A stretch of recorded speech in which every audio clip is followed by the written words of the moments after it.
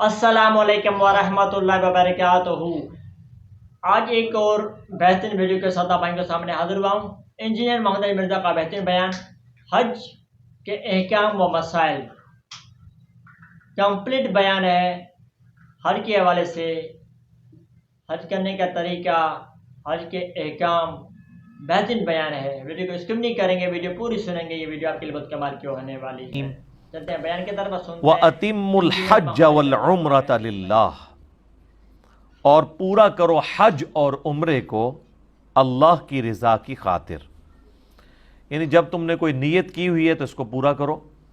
Plus یہ ہے کہ جب کسی پر حج کسی کے اوپر فرض ہو جائے گا تو پھر وہ اس میں ڈیلے نہ کرے، فوراً سے پہلے اس حج کو ادا کرنے کی کوشش کرے، کیونکہ اسلام کے جو 5 بنیادی فرائض ہیں ان میں ایک حج بھی ہے، جو بخاری اور مسلم دونوں میں حدیث ہے کہ اسلام کی بنیاد 5 چیزوں پہ ہے۔ ان میں سے پہلی چیز اس بات کی گواہی دو کہ لا الہ الا اللہ محمد رسول اللہ صلی اللہ علیہ وآلہ وسلم۔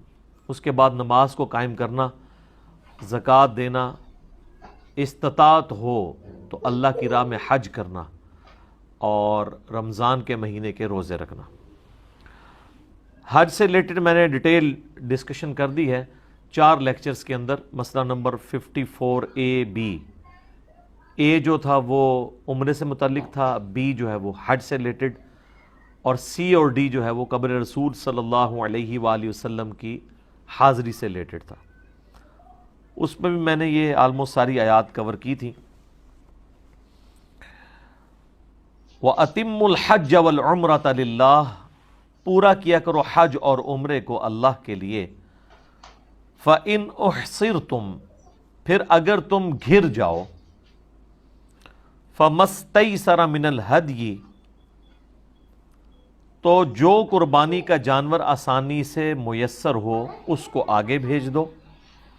وَلَا تَحْلِقُوا رُؤُوسَكُمْ حَتَّى يَبْلُغَ الْهَدْيُ مَحِلَّهُ، اور اپنے سروں کو اس وقت تک مت منڈواؤ، حلق کروانا ہو یا قصر کروانا ہو، دونوں صورتیں، اس وقت تک مت کرو جب تک کہ وہ جو ہدی کا جانور ہے وہ اپنی جگہ پر نہ پہنچ جائے، یعنی قربان گاہ پہ۔ جب تک ہدی کا جانور قربان نہ ہو جائے منا کے اندر جا کے، اس وقت تک تم اپنے بالوں کو منڈوا نہیں سکتے۔ آپ کو پتہ ہے کہ نبی علیہ السلام کی مبارک زندگی میں بھی ایک اس طرح کا واقعہ ملتا ہے ہمیں صحیح بخاری میں ڈیٹیل کے ساتھ۔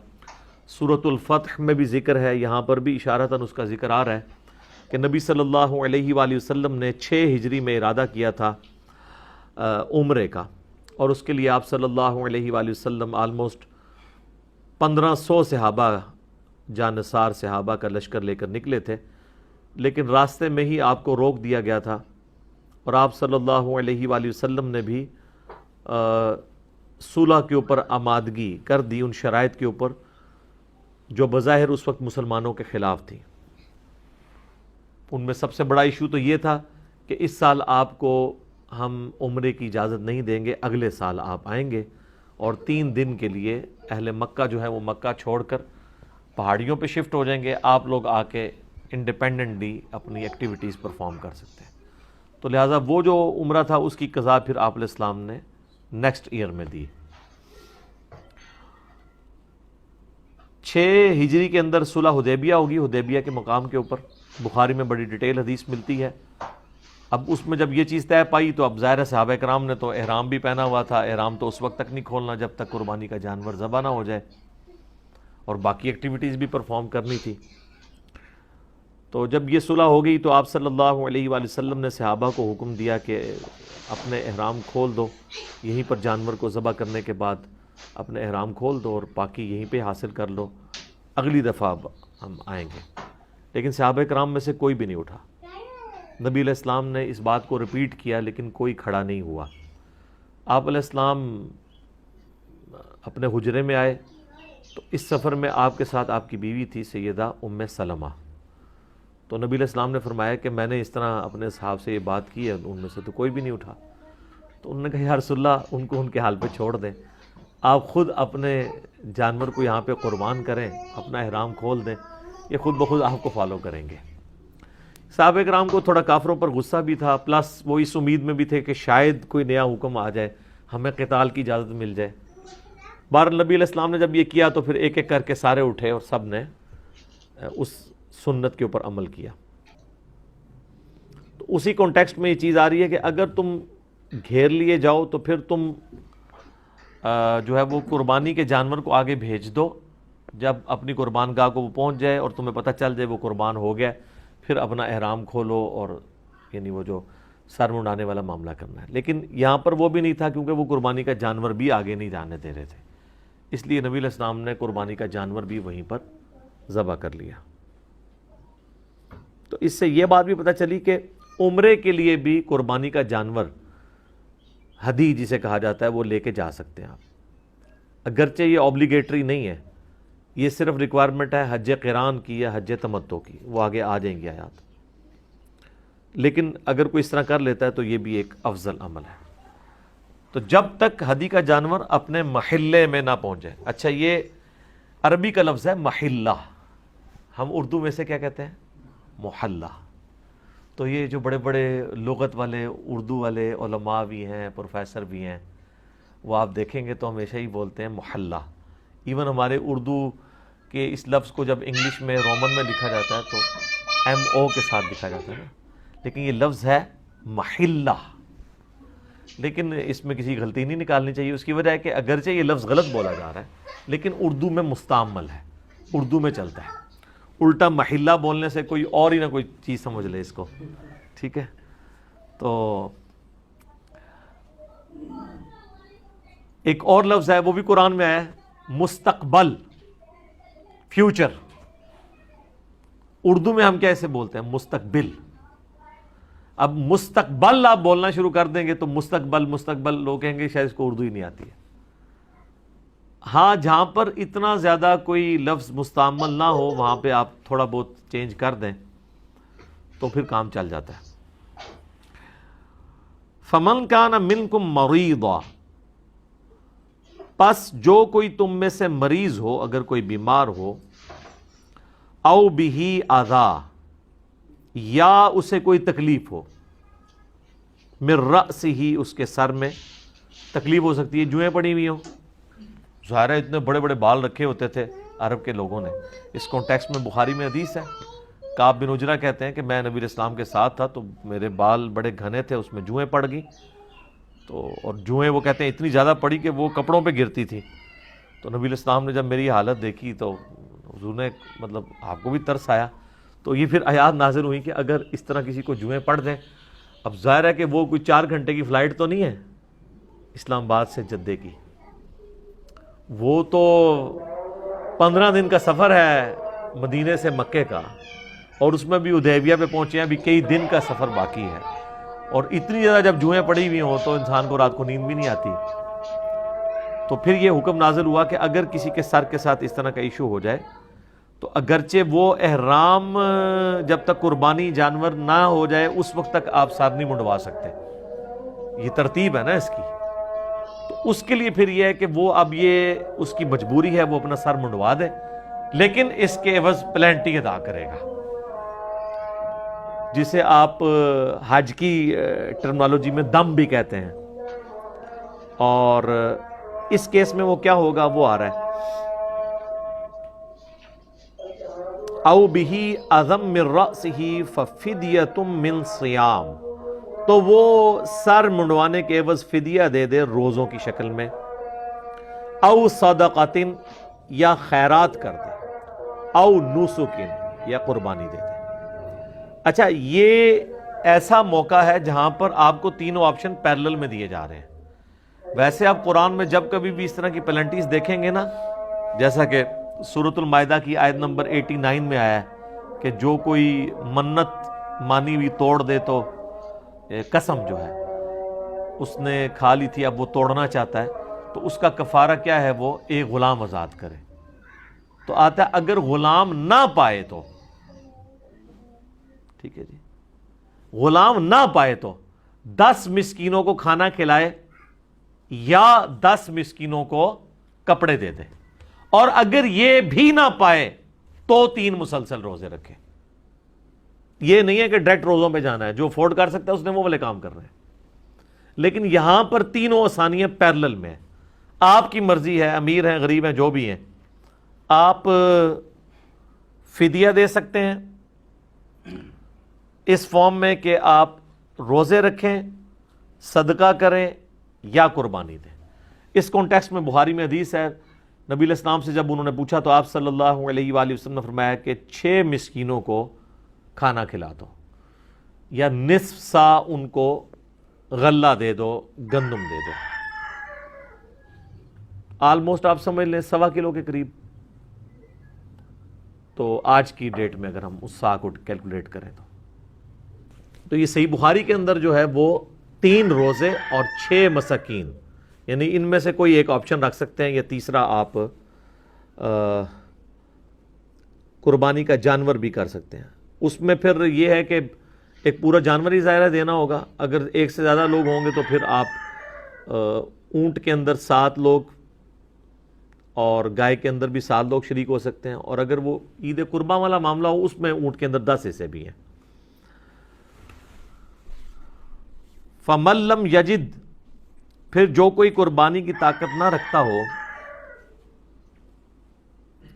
اچھا نہیں، بیچ میں یہ آیت رہ گئی ہے، فَمَن تَمَتَّعَ بِالْعُمْرَةِ إِلَى الْحَجِّ۔ اب یہ ایک اور مسئلہ آ رہا ہے، او نسکین والا تو معاملہ مکمل ہوا۔ فَإِذَا أَمِنْتُمْ، اور جب تم امن میں ہو جاؤ، یعنی امن میں مراد یہ کہ اب تم سٹیبل ہو گئے ہو، مکے میں پہنچ گئے ہو۔ فَمَن تَمَتَّعَ بِالْعُمْرَةِ، تو جو کوئی نفع اٹھانا چاہتا ہے عمرے کا، إِلَى الْحَجِّ، حج کے ساتھ، یعنی حج تمتع کرنا چاہتا ہے۔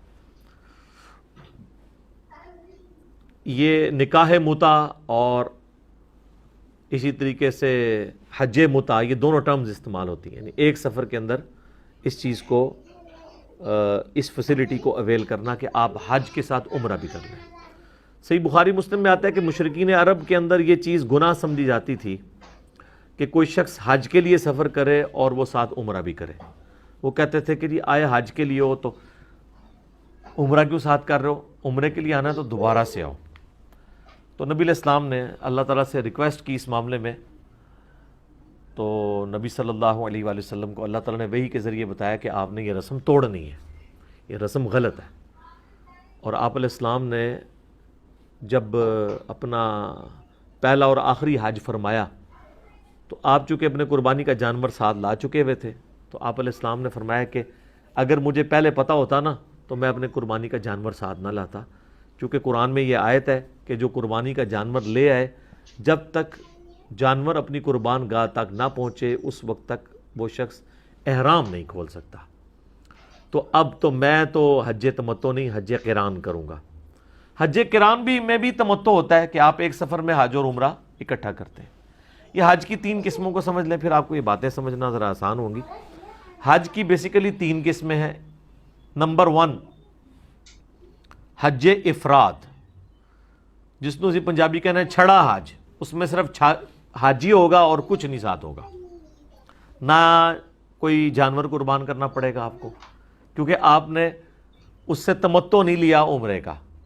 یہ جو حج کے موقع کے اوپر قربانی کی جا رہی ہوتی ہے، یہ حج کی قربانی نہیں ہوتی، بلکہ حج کے ساتھ آپ جو عمرے کی فیسلٹی کو اویل کرتے ہیں، یہ اس کے اگینسٹ آپ کو قربانی دینی ہوتی ہے۔ وہ اسی آیت کے اندر آ جائے گا، سورۃ البقرہ کی آیت نمبر 196 کے اندر۔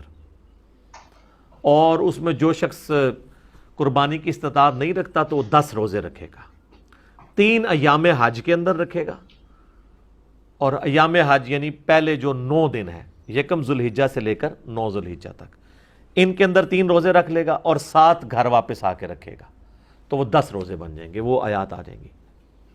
حج افراد کے اندر آپ نے کوئی قربانی نہیں دینی ہوتی، صرف حج کرنا ہوتا ہے۔